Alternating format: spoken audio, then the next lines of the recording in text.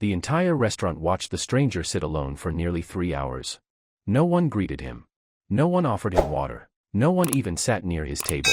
Some customers whispered, others stared and quickly looked away. The man's clothes were worn, his beard untrimmed, and his hands trembled slightly every time he reached for his empty coffee cup.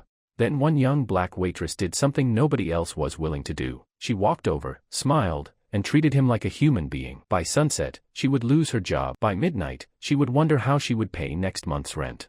And at dawn, a mysterious envelope would slide beneath her apartment door containing a message so shocking it would change her life forever. The lunch rush thundered through Harper's Grill as plates clattered and servers rushed between crowded tables. 26-year-old Maya Johnson balanced 3 orders on her arm while trying to ignore the ache in her feet. She had worked double shifts for nearly 6 months after her mother's medical bills drained most of her savings. Despite the pressure, Maya remained the kind of waitress customers remembered. She smiled sincerely. She listened. She treated everyone with dignity. That afternoon, however, something unusual caught her attention. A man sat alone in a far corner booth near the window. He looked exhausted. His jacket was old and wrinkled. Rainwater still dripped from his sleeves. Yet what stood out most wasn't his appearance. It was how everyone avoided him. Servers passed his table repeatedly without stopping. Customers requested different seats to stay away from him. Even the manager frowned every time he looked in that direction. Maya noticed the man's coffee cup had been empty for nearly 40 minutes. When she asked another server why nobody was helping him, the answer made her stomach turn. The woman shrugged and said management assumed he couldn't pay. Maya glanced toward the booth again. The stranger sat quietly staring out the rain-covered window as if he had grown used to being invisible. Ignoring warnings from coworkers, Maya approached the table carrying a fresh pot of coffee. The man's eyes lifted in surprise. Before she could speak, he apologized softly for taking up space. Those words hit Maya harder than she expected. Nobody should feel the need to apologize for existing. Poured his coffee and offered a menu. The stranger hesitated before admitting he had little money. Maya smiled and told him she would figure something out. The first time all afternoon, a small spark appeared in the man's eyes. He introduced himself as Walter Hayes. During brief conversations between orders, Maya learned he had once owned a successful printing business before a series of tragedies destroyed everything. Medical debt, family loss, and financial hardship had slowly erased the life he once knew. Despite his struggles, Walter remained polite and grateful. Maya quietly paid for a bowl of soup using her own tips without telling anyone. Unfortunately, someone noticed. The assistant manager watched the interaction from across the dining room with growing irritation. An hour later, the restaurant owner arrived unexpectedly. Richard Benson rarely visited during busy shifts, but today his mood was already sour after hearing complaints about declining profits. The assistant manager immediately pointed toward Walter's booth while describing him as a problem customer. Richard walked over aggressively and demanded to know why the man remained in the restaurant. Customers fell silent as tension spread across the room. Walter began gathering his belongings, clearly accustomed to being removed from places.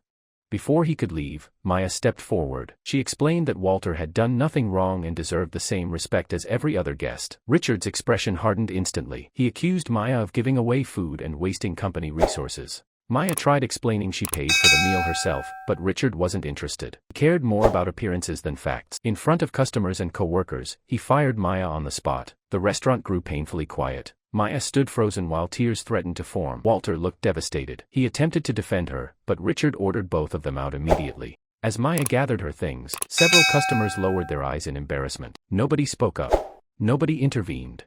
And just like that, one act of kindness cost Maya the job she desperately needed. Rain soaked the sidewalk as Maya and Walter stepped outside together. For a moment neither spoke. Finally Walter apologized repeatedly for what happened. Maya shook her head. She refused to blame him. Deep down she knew losing her job hurt, but abandoning someone in need would have hurt far worse. Walter thanked her for treating him with dignity when nobody else would. Then he handed her a folded napkin containing a phone number and asked her to call if she ever needed anything. Maya smiled politely, assuming it was simply a gesture of gratitude. Minutes later they went separate directions. Walter disappeared into the rainy city streets while Maya returned to her small apartment carrying the weight of uncertainty on her shoulders. That evening she sat alone at her kitchen table reviewing overdue bills. Rent was due in 12 days. Her mother's medication wasn't cheap, and job applications rarely moved quickly. For the first time since being fired, fear began replacing anger. She wondered whether doing the right thing had been a mistake. Meanwhile, across town, Walter entered a private office building few people knew belonged to him. The security guard greeted him warmly. Executives waiting upstairs stood immediately when he entered the boardroom. Because Walter Hayes wasn't merely a struggling stranger, he was the founder and majority owner of Hayes Hospitality Group, one of the largest restaurant companies in the region. Years earlier, After his wife passed away, Walter began quietly visiting businesses owned by his corporation without revealing his identity. He wanted to understand how ordinary people were treated when no executives were watching. What he witnessed at Harper's Grill disturbed him deeply. Employees judged customers based on appearance. Management rewarded cruelty disguised as efficiency. Most painful of all, only one person showed genuine compassion. Walter spent the evening reviewing surveillance footage and interviewing staff anonymously. Every detail confirmed what he already suspected.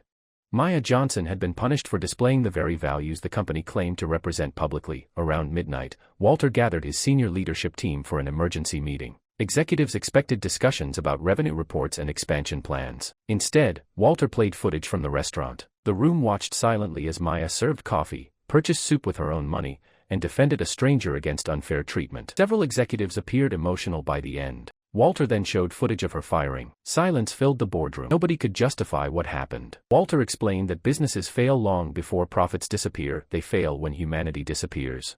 By the end of the meeting, major decisions were already underway. Investigations began. Management reviews started. Policy changes were drafted. Yet Walter wanted to do something more immediate. Something personal. Because Maya had restored a small piece of faith he feared society was losing. And he intended to make sure her kindness did not go unanswered. Maya barely slept that night. Anxiety kept her awake as storm clouds rattled her apartment windows. Shortly before dawn, she finally drifted into a light sleep. Then came a soft scraping sound beneath her front door. Confused, she opened her eyes and noticed a large cream-colored envelope resting on the floor. Heart raced instantly. She approached cautiously and picked it up. No return address appeared on the front. Only her name written neatly in black ink. Inside she found a handwritten letter. First sentence made her freeze. Yesterday you treated a stranger with dignity when everyone else chose convenience. Maya read every word twice to make sure she wasn't imagining it. The letter explained that kindness often goes unnoticed publicly but never goes unnoticed completely. Beneath the note sat another document. Her hands shook as she unfolded it. It was an employment contract offering her a leadership position within Hayes Hospitality Group with a salary larger than anything she had ever earned. Maya stared at the papers in disbelief. She assumed it had to be some sort of mistake. Then her phone rang. The caller ID displayed an unfamiliar number. When she answered, Walter's voice greeted her warmly, explained who he truly was and invited her to breakfast at corporate headquarters. Maya nearly dropped the phone. Hours later she arrived at a modern glass building overlooking downtown. The same man everyone ignored yesterday now sat at the head of a massive conference table surrounded by executives. Walter thanked her personally for reminding him why he built the company decades earlier. He explained that leadership could be taught. Skills could be developed, but genuine compassion was rare. That quality mattered more than any resume. Maya listened through tears as Walter described the impact her actions had already created throughout the organization. News of the incident spread rapidly through the company. Employees shared the story across locations. Many admitted they had become so focused on policies and profits that they forgot the human side of service. Meanwhile, Richard Benson and several managers faced disciplinary reviews after investigators uncovered patterns of mistreatment affecting both customers and staff. The company launched new training programs emphasizing dignity, empathy, and respect. Yet the biggest transformation occurred in Maya herself. For years she believed kindness was simply something people should do quietly. Now she realized compassion could influence entire organizations when people chose courage over comfort. Her story inspired workers throughout the company to rethink how they treated strangers walking through their doors every day. Weeks later, Maya returned to Harper's Grill, not as a waitress carrying trays, but as a regional operations leader helping implement changes across multiple locations. Employees greeted her nervously at first, but Maya held no bitterness. She understood that meaningful change rarely comes through humiliation. It comes through accountability and growth. During a staff meeting, she shared the lesson that altered her life. Every person entering a restaurant carries a story invisible to everyone else. Some battle grief, some face loneliness, some fight struggles nobody can see. The smallest act of kindness can become the brightest moment in someone's day. The room remained silent as employees reflected on those words. Months passed. Customer satisfaction improved dramatically throughout the company. Employee morale increased. Community outreach programs expanded. Every leadership conference, executives retold the story of the waitress who lost her job for helping a stranger. Because it was never really about a meal or a firing. It was about choosing humanity when there was no reward attached. Walter often smiled whenever people asked why he trusted Maya with so much responsibility. His answer never changed. Character reveals itself when nobody expects recognition. Maya proved hers long before anyone offered a promotion. Years later, a framed letter hung inside the lobby of company headquarters. Visitors stopped frequently to read it. The final sentence became something of a company motto. Treat every person as though their story matters, because it does. Beneath those words sat a small plaque bearing Maya Johnson's name. And every time she walked past it, She remembered the rainy afternoon when one ignored stranger sat alone in a restaurant booth. Everyone else saw a burden. She saw a human being, and because of that simple choice, both their lives changed forever.